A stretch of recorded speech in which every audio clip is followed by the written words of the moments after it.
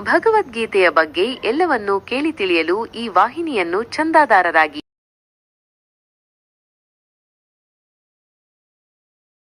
ಶ್ಲೋಕ: ಕರ್ಮಣ್ಯೇವಾಧಿಕಾರಸ್ತೆ ಮಾ ಫಲೇಷು ಕದಾಚನ ಮಾ ಕರ್ಮಫಲ ಹೇತುರ್ಭೂರ್ಮಾ ತೇ ಸಂಗೋಲಸ್ತ್ವ ಕರ್ಮಣಿ. 47. ಅರ್ಥ: ಕರ್ಮ ಮಾಡುವ ಅಧಿಕಾರ ನಿನಗಿದೆ, ಅದರ ಫಲದಲ್ಲಿ ನಿನಗಿಲ್ಲ. ಕರ್ಮಫಲಕ್ಕೆ ನೀನು ಕಾರಣನಾಗಬೇಡ, ಕರ್ಮ ಮಾಡದಿರುವಿಕೆಯಲ್ಲಿ ನಿನಗೆ ಆಸಕ್ತಿ ಇರಬಾರದು. ವಿವರಣೆ: ಇದು ಭಗವದ್ಗೀತೆಯ ಅತ್ಯಂತ ಪ್ರಸಿದ್ಧ ಶ್ಲೋಕಗಳಲ್ಲಿ ಒಂದು. ಕೃಷ್ಣನು ಅರ್ಜುನನಿಗೆ ಕರ್ಮದ ನಿಯಮ ಮತ್ತು ಫಲಾಸಕ್ತಿಯನ್ನು ತೊರೆದು ಕರ್ತವ್ಯ ಮಾಡುವ ಬಗ್ಗೆ ಹೇಳುತ್ತಿದ್ದಾನೆ. ಕರ್ಮಣ್ಯೇವಾಧಿಕಾರಸ್ತೆ ಮಾ ಫಲೇಷು ಕದಾಚನ. ಕರ್ಮ ಮಾಡುವ ಅಧಿಕಾರ ನಿನಗಿದೆ, ಅದರ ಫಲದಲ್ಲಿ ನಿನಗಿಲ್ಲ. ನೀನು ನಿನ್ನ ಕರ್ತವ್ಯವನ್ನು ಮಾಡಲು ಸ್ವತಂತ್ರನಾಗಿದ್ದೀಯೆ, ಆದರೆ ಅದರ ಫಲವನ್ನು ಪಡೆಯುವ ಹಕ್ಕು ನಿನಗಿಲ್ಲ.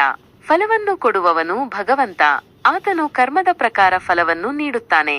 ಮಾ ಕರ್ಮಫಲಹೇತುರ್ಭೂರ್ಮಾ ತೇ ಸಂಗೋಲಸ್ತ್ವ ಕರ್ಮಣಿ.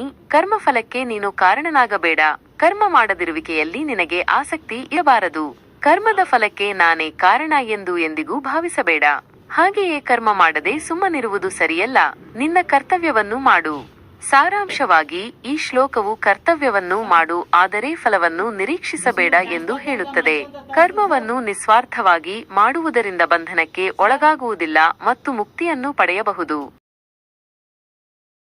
ಭಗವದ್ಗೀತೆಯ ಬಗ್ಗೆ ಎಲ್ಲವನ್ನೂ ಕೇಳಿ ತಿಳಿಯಲು ಈ ವಾಹಿನಿಯನ್ನು ಚಂದಾದಾರರಾಗಿ.